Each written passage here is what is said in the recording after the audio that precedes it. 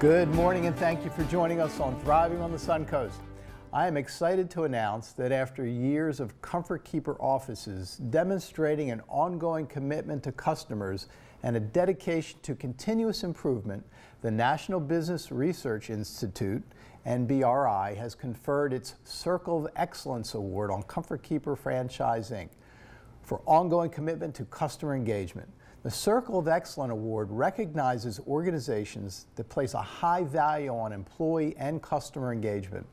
I know that on the local level, we really strive to engage our senior clients with a unique interactive caregiving model that allows them to live a more fulfilled life.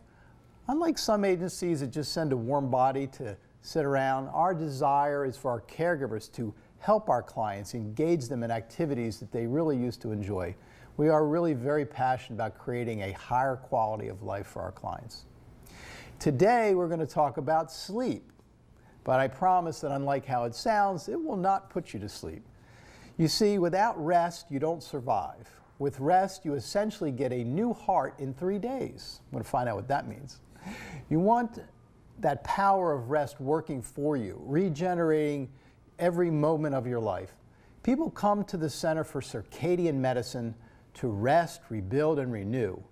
Board certified in sleep medicine in 1992, Dr. Matthew Edlin practices traditional sleep medicine in combination with regeneration, healthy body, clock techniques, and combining these three techniques can do more than just treating sleep apnea, narcolepsy, confusional arousals, or insomnia. It has ultimately led to a way fuller physical, mental, social, and spiritual health. Dr. Edlin is a self-professed recovering academic who practices sleep medicine and psychiatry in Sarasota, where he runs the Center for Circadian Medicine. He formerly taught at Brown and the University of Texas. He regularly writes for the Longboat Key News, Psychology Today, and his website, regenerationalhealing.com.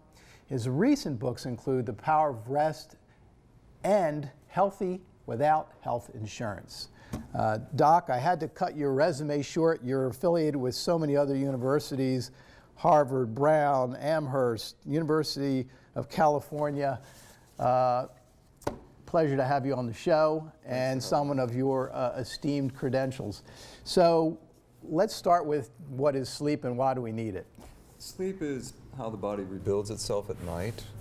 It's a process where everything is rebuilt and renewed differently than is true generally during the day. When we wake up in the morning, we got a different brain and a different body than when we went to sleep. And a lot of what happens is reconfiguring the brain, rebuilding it, consolidating memory. We effectively learn while we sleep. So people are always telling me, oh, sleep is a waste of time. And I'm saying, not really. Aside from the fact that when you take any animal and you sleep deprive it long enough a period of time, it dies. Yeah, sleep's like food. We need it to survive, but we also need it for learning, for training, to make us not just more aware, but literally more intelligent.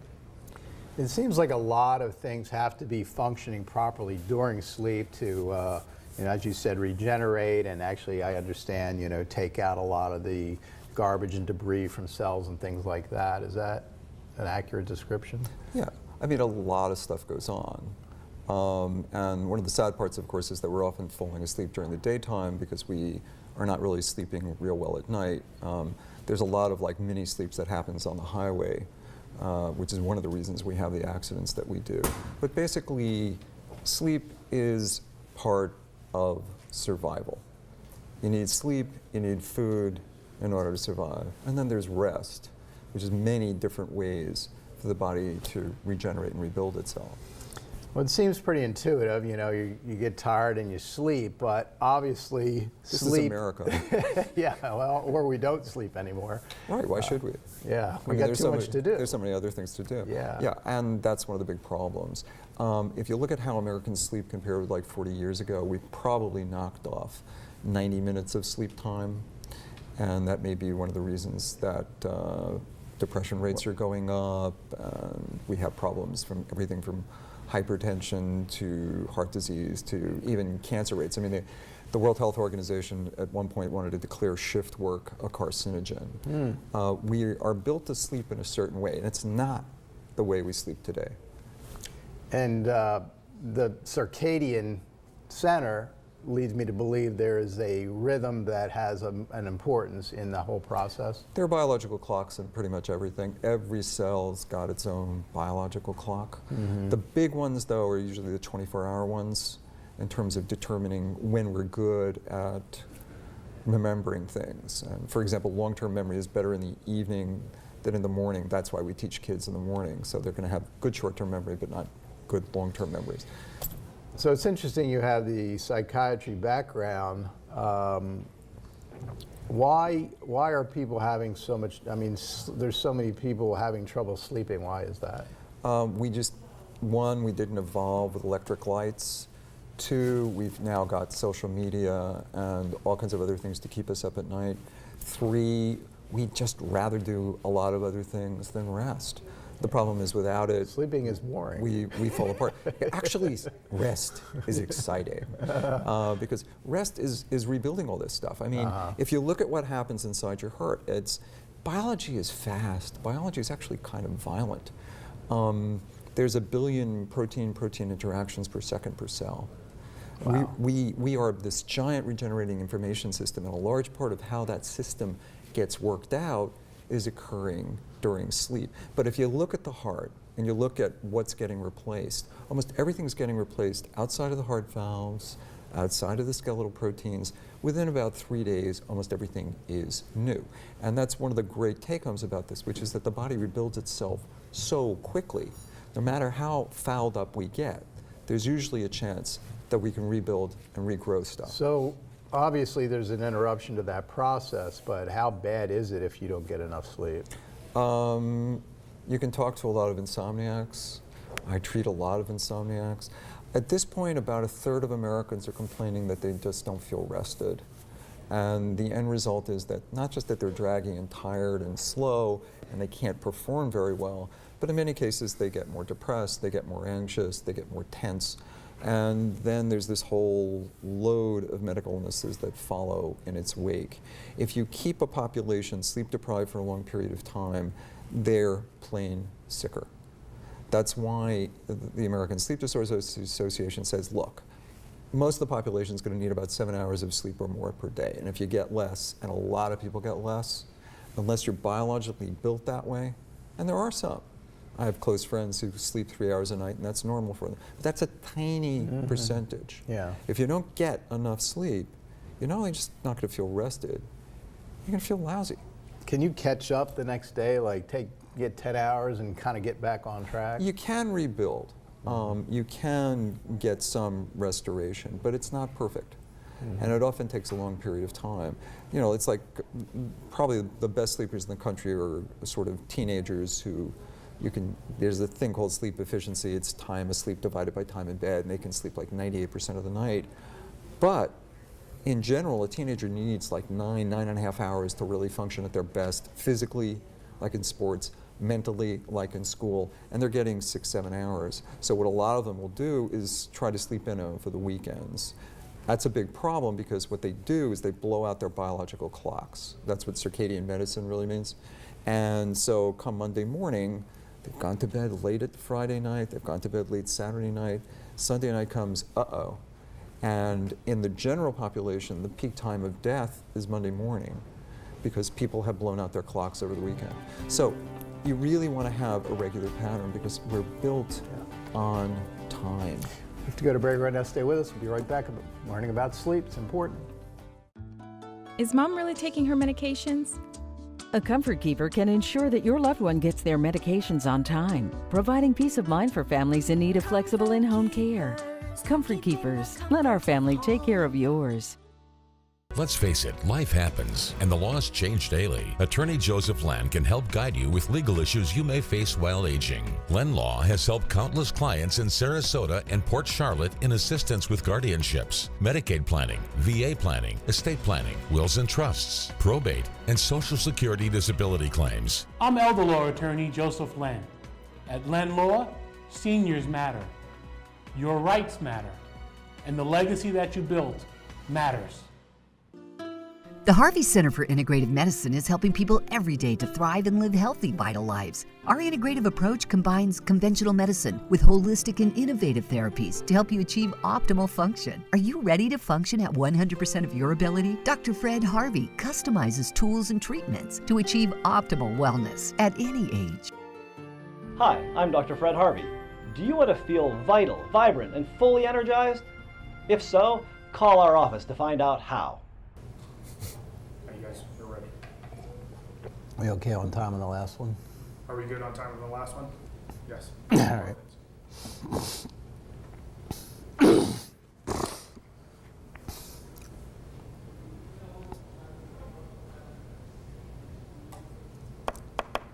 Okay. 5, 4, 3, 2, 1. Hey, welcome back. I'm here with Dr. Matthew Edlin, Director of Center for Circadian Medicine. We're talking about sleep and how important it is.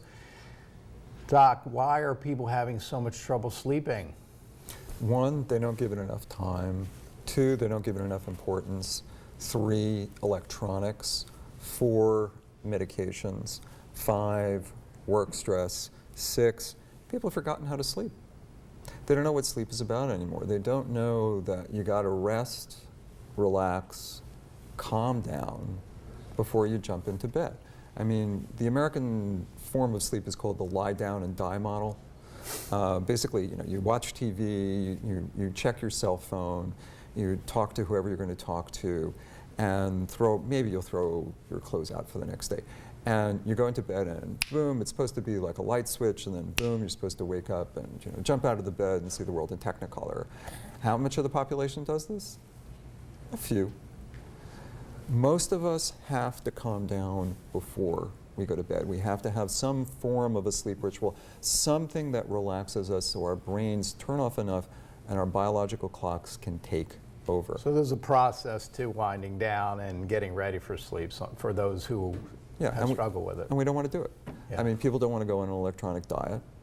And then, of course, they have the joy of listening to their cell phone and their boss, calling them at 3 in the morning saying, "Did you know about this?" And the end result is we have a chronically sleep-deprived population. People have their phones sitting next to their bed. Well, they have a closer relationship with their phones very often than with their spouse, which tells you what American life is really all about. But that's another show. Yeah, but you need an electronic diet, basically. Yeah. I mean, in theory, what people should do is turn the lights down like an hour before they go to bed, turn off the TV, turn off the computer, not look at the cell phone, and do things that relax them. And it can be the standard things that people normally do. They brush their teeth, they floss, they put out their clothes for the next day, they turn down the bed. And a lot of people will read. And people say to me, well, what should I read to fall asleep? And I say, my books. They work pretty well. And then if they can't do that, it's usually stuff that takes the brain far away. So travel books can work, history can work, art history can work, poetry, because it's rhythmic, can work. Rarely do people stay awake at night when they read the history of mathematics. Music can work extremely well also. And it's not necessarily the stuff that people listen to normally. It's like early music, 12th century, 16th century music. Everybody has their own possible ritual, and you try different ones to see which ones work. But the beauty is that once you have a pattern, not only do people tend to fall asleep better, but if they wake in the middle of the night, they can get out of the bed after 10 or 15 minutes, not being able to fall back to sleep, go to what that ritual was before, and find themselves calming down. And there's thousands of other things. I mean, every society has its own form of meditation. Every society has its own relaxation techniques. You can do self-hypnosis. You can do meditation. You can do my favorite, paradoxical relaxation, because I grew up in New York, and the idea of relaxing by not relaxing is really attractive. But there's just hundreds of different ways that people can learn to calm themselves down so their clocks can take over and put them into sleep. Because sleep is what's going to regrow them, rebuild them, renew them. You can have a completely different brain when you wake up. So it takes a little bit of thought and energy into this, and a lot of people go to their doc and say, hey, I can't sleep, and the next thing they know, they got a sleeping pill, right? Right. So how does that work? It doesn't. The joke about sleeping pills is that they really don't work very well. The trick in sleeping pills is that if you look at the clinical data on this. The average sleeping pill may be adding, in a nice clinical trial, 10 or 15 minutes of sleep. But there are a class of drugs like Valium, like Librium, like Klonopin that cause people to forget. And they forget how often they woke up. So people are often fooled. They think they sleep better with sleeping pills because they don't remember when they woke up. And that's an exact result of the sleeping pill itself. Now, what's the other problem with sleeping pills? If you buy the studies that have been done, like at University of California, San Diego, there's this marked increase in death rates when people use sleeping pills on a regular basis. I mean, in that data, it's about a 5-fold increase if people use it daily. What are the causes of death?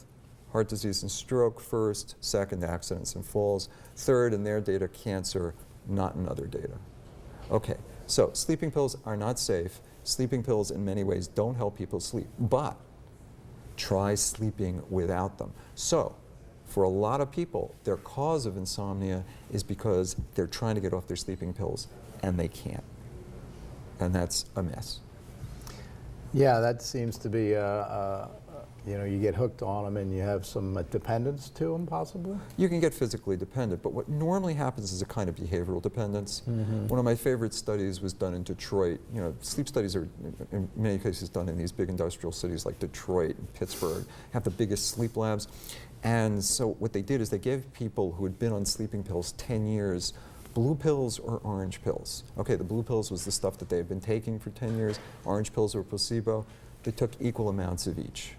The brain gets used to this idea, pill equals sleep, and it can't get off that.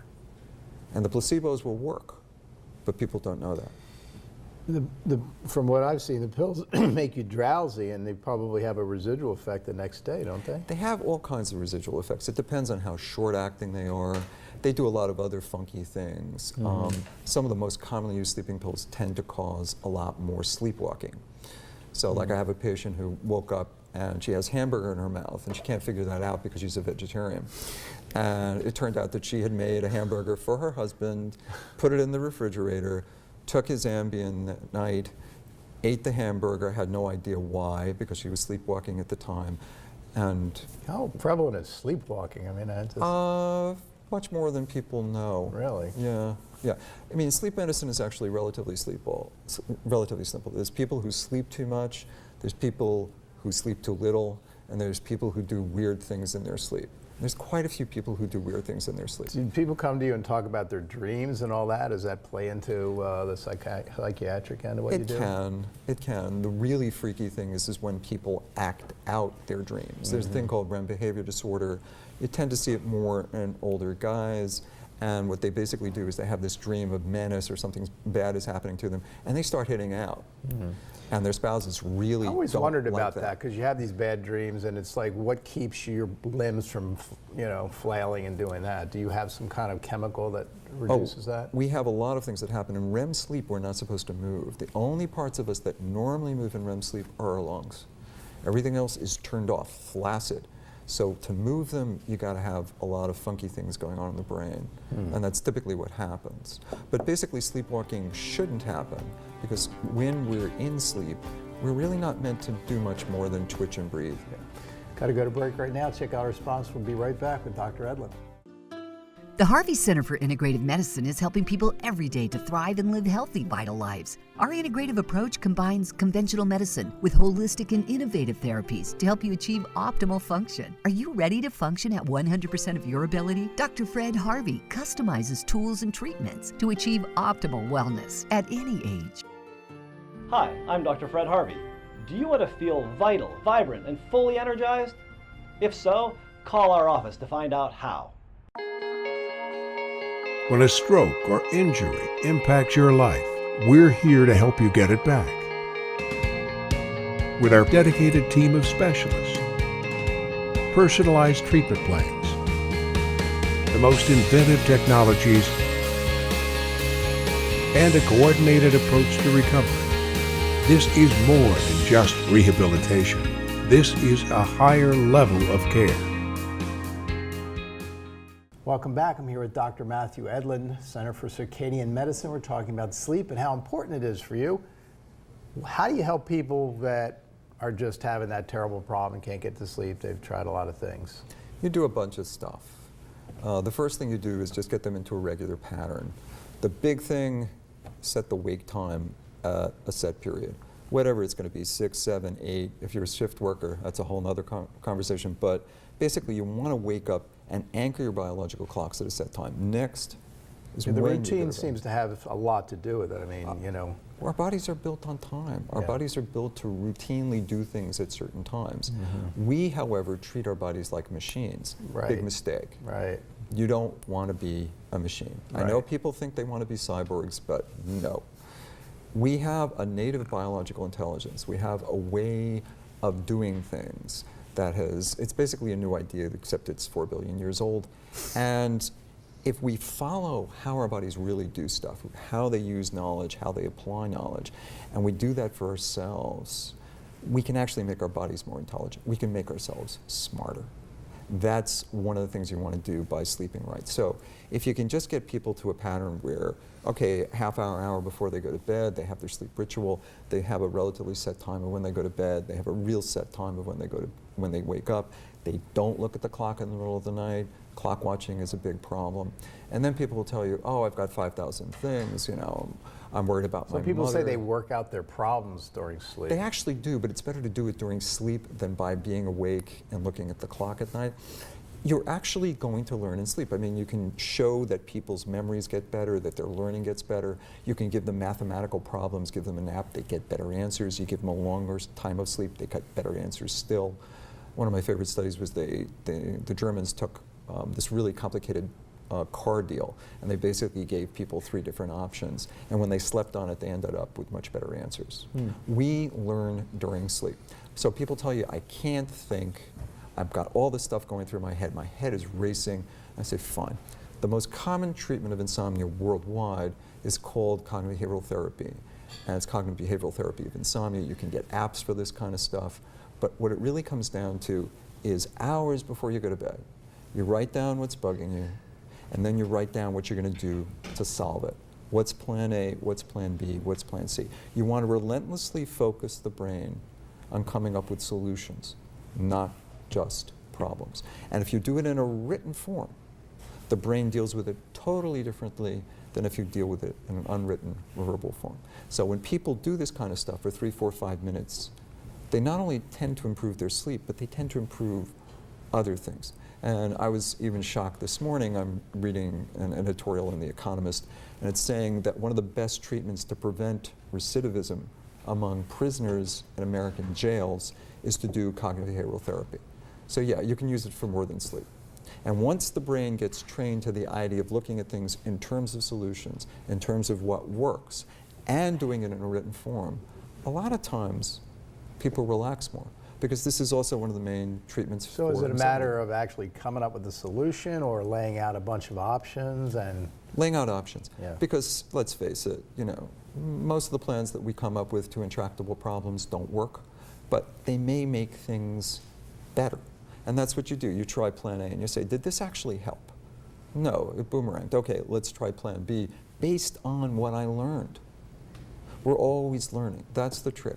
Biology is about constant learning. We learn or we die. The beauty of doing cognitive behavioral therapy is that we can do it in a conscious form, because most of the learning that the body does is unconscious. Most of the learning that we do, whether it's learning how to throw a baseball or drive a car, we're doing a lot of that stuff in unconscious ways. We don't walk into a car and say, okay, I will turn the steering wheel 22.5 degrees to the right. No, we just do it. Trial and error. Yeah. But a lot of what we do isn't consciously applied. That's why we've forgotten about biological intelligence. That's why we don't think about biological intelligence when we think about artificial intelligence. We don't see what our bodies are trained to do. We don't see what our bodies are good at. And we are really good at learning. We are really good at rebuilding. We are really good at renewing. Every moment of our lives is a teaching moment for the body, even when we're asleep. And if we can train our bodies to use themselves properly, we can literally teach our bodies to teach themselves just by what we do, because what you do is what you become. If you sit all day, you will have a very different brain and body than if you walk. You will have a different brain and body than if you run. You will have a different brain and body if you do intensive training, even for short periods. What we do trains the body all the time. And we need a lot of that training to get working and to be consolidated in sleep.